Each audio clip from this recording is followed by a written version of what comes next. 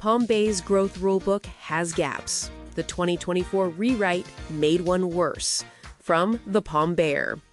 More than 30,000 housing units are either approved, under construction, or working through Palm Bay's development pipeline right now. That is not a projection. That is the current count. The system responsible for making sure roads, schools, and public services can handle that growth has holes in it. And last year, the city made one of them bigger. In September 2024, Palm Bay completed a full rewrite of its land development code. Ordinance 2024-33 replaced the entire LDC. One section quietly disappeared.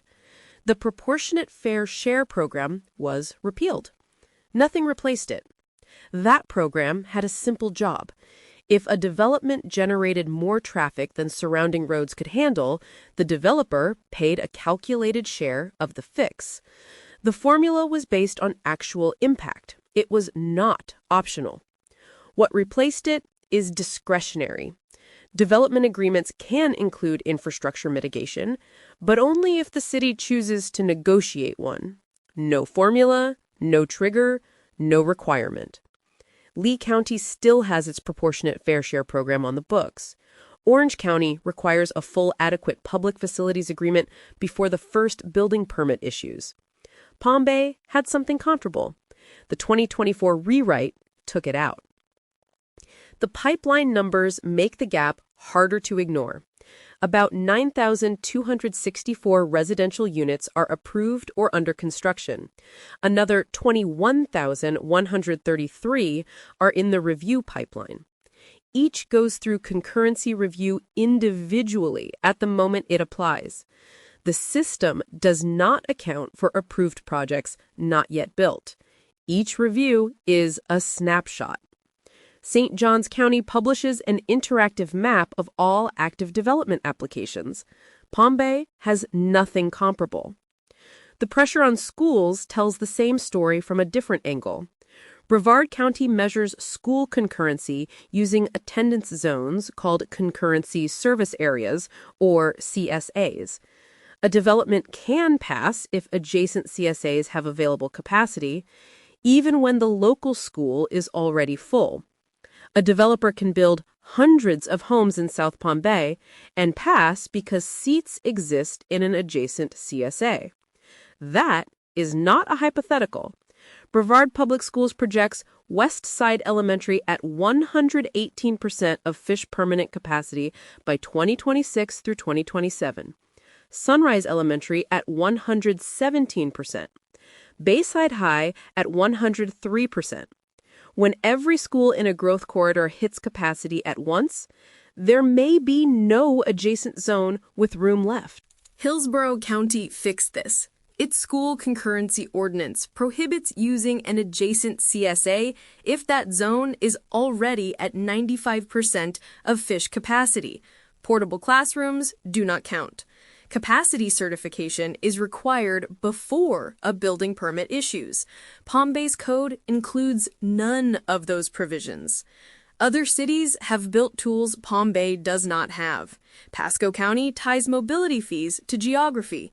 St. Cloud requires large developments to prove they will not create a net loss on the city budget. Lee County publishes an annual concurrency report with a 3-year capacity projection. Port St. Lucia charges $516 per unit for governmental service buildings. Palm Bay exempts government buildings from impact fees entirely. All of these gaps converged on one case, the Lotus development. Came before the Palm Bay City Council on March 19, 2026. The staff report contained no concurrency analysis, no school evaluation, no police evaluation, no fire evaluation. Staff recommended approval under PMU design standards. The council denied it, 5-0, citing police and fire concurrency standards from Chapter 172, standards the staff report never addressed. Section 172.080 requires a preliminary concurrency evaluation at rezoning. The binding determination does not happen until the FDP or building permit stage. The council was left making a judgment call on a record that contained no analysis. The code's gaps produced exactly the outcome those gaps were supposed to prevent. Phase 2 of the LDC update is scoped as a targeted cleanup. 4 public feedback workshops are the mechanism for residents to tell Inspire Placemaking and the Growth Management Department what the code should address.